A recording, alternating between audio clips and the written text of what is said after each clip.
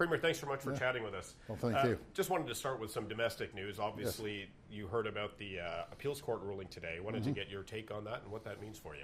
Well, we're quite pleased with the ruling, and we're very grateful for the Court of Appeal. And I just, you know, it was concerning when we vetted this upside down and sideways, and we talked to every constitutional expert in the country, and even people that didn't agree with us said, you know, this is a no-brainer.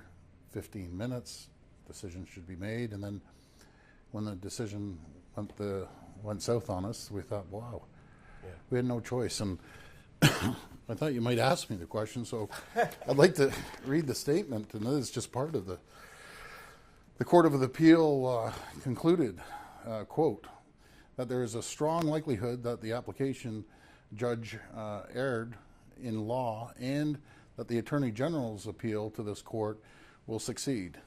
That the, quote, judgment under the appeal was probably wrongly decided, and that it is not in the public interest to permit the impending election to proceed on the bias of a dubious ruling. I got to emphasize, dubious ruling that invalidates legislation duly passed by the legislature. And what I learned a lot about it, but one thing I did learn, that the public, there's a lot of people that don't understand the Constitution, don't understand the Charter. And is John Tory one of those people? I think John's a smart person. I've known John for a long time. He's a lawyer. I think they misinterpreted. And then on the city side with John, there was a lot of politics involved, because John's a smart person. I look forward to working with him if he's mayor or any other mayor. And I look forward to building transit and infrastructure and housing that we're in desperate need. Sure. One more question before we move to why you're actually here. Sure. So what does this mean for cities, say, other big cities in Ontario, Ottawa, Hamilton? Are you looking at reducing their council sizes? No. We're just focusing on the engine of Ontario. Toronto, that also includes the 905, approximately So well over Mississauga, 6 million. perhaps? Well, no, but over 6 million people Toronto affects on their transit and infrastructure and housing. So we have to get it moving forward. Scarborough, for instance, they voted on the Scarborough 8 times, on the Scarborough subway 8 times. And the happiest person outside of myself and our team are going to be the people of Toronto, and the guy who's going to be happier than anyone is John Tory. I know it. He knows it. I've known John for a long time. He may disagreed the way we did it, but there's no way he wanted to be down there with 47 councillors. That I can assure you. Okay. So just moving on, because I know our time is limited on why you're here today. What did you learn after meeting with some of the negotiators? Well, what I did learn, first of all, we're here to protect Ontario jobs, specifically in the agriculture and steel, aluminum, automotive industry. There's close to 1 million jobs at stake. Right. Not only in Ontario, we do $389 billion a year in trade back and forth. It's pretty well split equally between the U.S. and Canada. So it's pretty significant. It's really huge. From these negotiators that you didn't know before? Well, it's tough. You have the president that is standing up for his country, rightfully so. You have the Prime Minister standing up for Canada, but I can tell the listeners today, we're standing shoulder to shoulder with our federal partners, and I won't waver from that. What is good for Ontario is good for Canada, and we don't look in Canada and Ontario different political stripes. We're all Canadian. I'm standing beside the Prime Minister. I'm standing beside the Minister Freeland, and hopefully we'll get this deal done. Now, one of the subjects you mentioned, you talked agriculture. Mm-hmm. As you know, Ontario has 3,000 some dairy farms. Yeah. There's talk that Canada might open up its dairy market, its supply management. Mm-hmm. Are you okay with that? Are you okay with opening up Ontario's protected dairy market if that is a concession Canada has to make? Well, I'm not okay with it. I'm there to protect the farmers, and as the Prime Minister is.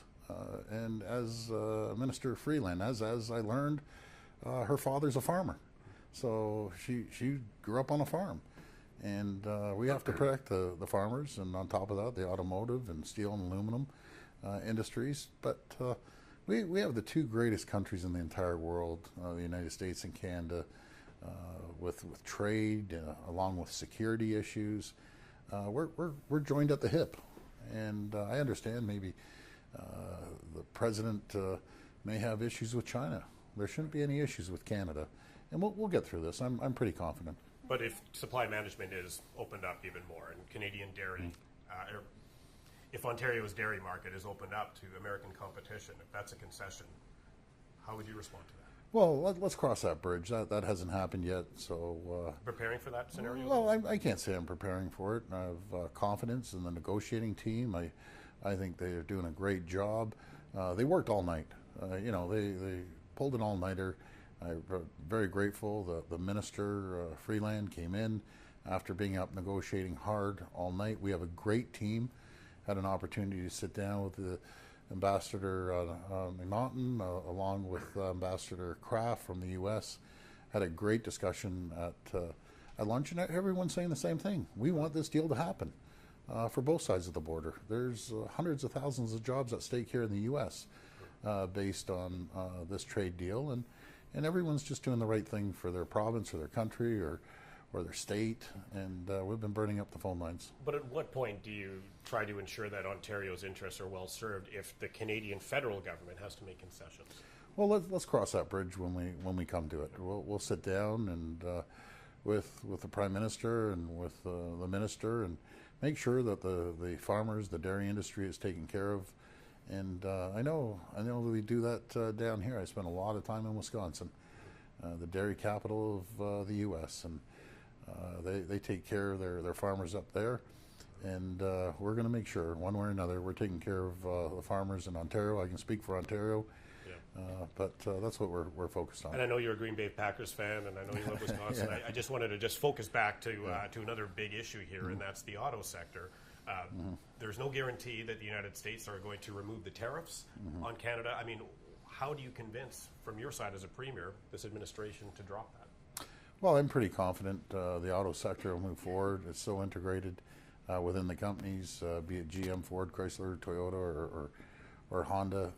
They actually, with GM and all the big five, they actually compete against each other. Honda may be competing against their plants in the States, and so is GM. So Ontario has a great automotive sector. Had an opportunity to take a tour of Honda.